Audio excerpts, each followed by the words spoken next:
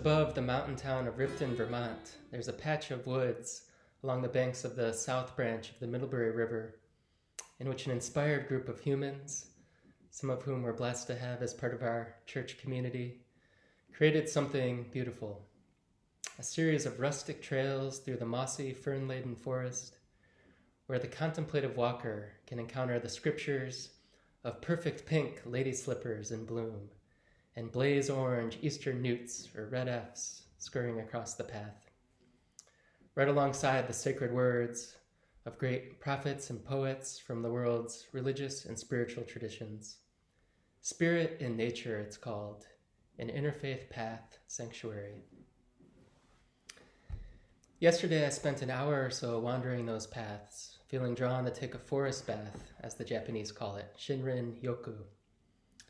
Feeling that need to let the beauty of the natural world cleanse and baptize me again. Feeling all of the feelings that I'm sure we're all feeling these days.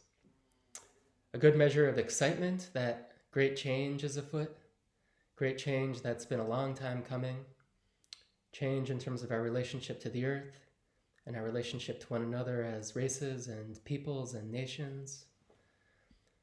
Feeling the deep sadness and the tragedy of being alive during a pandemic time in which so many lives are being extinguished. Each life infinitely sacred, unique, irreplaceable. Feeling the trauma that systemic and structural racism has caused for so long in our country. The trauma that especially African American and indigenous peoples have had to face for hundreds of years as this country has been built up on slave labor and stolen land. Deep racial trauma that white people are maybe at the early stages of beginning to feel and sense. Feeling also the radical uncertainty and unpredictability of this moment, the great unknown of the future that's always with us, but in some ways is made more visible, more palpable during this pandemic season. That we truly don't know what the next weeks, months, years will bring. That truly all we have and all we've ever had is the present moment. This here in which we always find ourselves, this eternal now of God. So deep in the woods on the interfaith path yesterday, right in between being graced in one moment by the beautiful musical sound that water makes when it courses over rocks in a river, and being stunned in another moment by the otherworldly fairy tale-like appearance of bright orange and white reishi mushrooms at the base of an old hickory. In between those moments, I was blessed to encounter the words of the Reverend Dr. Martin Luther King Jr. The words that I found there from this prophet and preacher rang out with truth, like a woodpecker hammering away at a dead tree. Here's the quote that stopped me in my tracks. "We will not build a peaceful world by following a negative path. It is not enough to say that we must not wage war. It is necessary to love peace and sacrifice for it.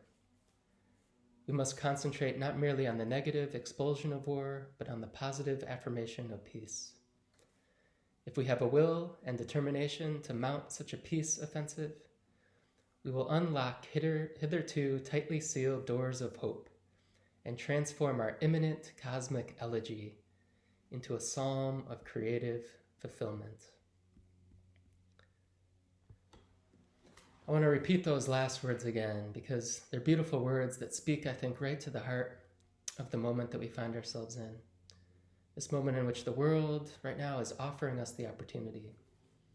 Maybe more than offering, is calling on us, is yearning for us, is dreaming for us to, as the prophet put it, unlock hitherto tightly sealed doors of hope and transform our imminent cosmic elegy into a psalm of creative fulfillment.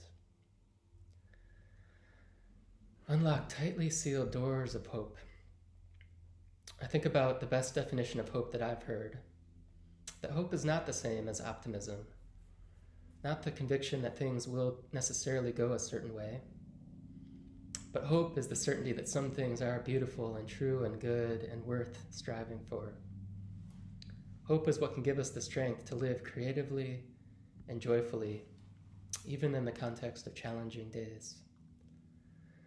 Hope is taking that first step, knowing full well that this is going to be a journey of 1,000 steps. Now, it seems, is indeed the time to draw close to our deepest hopes and dreams for the world, to unlock tightly sealed doors of hope, and transform our imminent cosmic elegy into a psalm of creative fulfillment. Encountering those words in the middle of a beautiful fern forest, it wasn't hard to see that indeed the truth of the original song of this earth, the original song of this universe, is what the prophet talked about, a psalm of creative fulfillment, a great song in which all things add their own unique expression to the diverse and glorious whole. And yet we humans, it seems, sometimes seems like we've forgotten the tune to that original song, or that we've closed our ears to it. We close our ears when we exploit the gifts of the earth, just as we close our ears when we exploit and discriminate against one another. We've forgotten the original song of the universe, and instead find ourselves in the middle of writing our own cosmic elegy as we lament and decry the basic ecological fact that when we harm the earth, we're harming ourselves. That when we hold other people back, we're holding ourselves back. That we hold the earth and one another back from our ultimate God-intended creative fulfillment. And so on my walk, I found a new mantra, a new prayer for these days. A prayer that comes straight from the mossy fern forest, as much as from the great civil rights leader and prophet.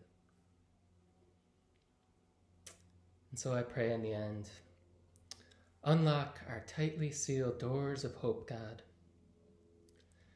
and transform our imminent cosmic elegy into a psalm of creative fulfillment.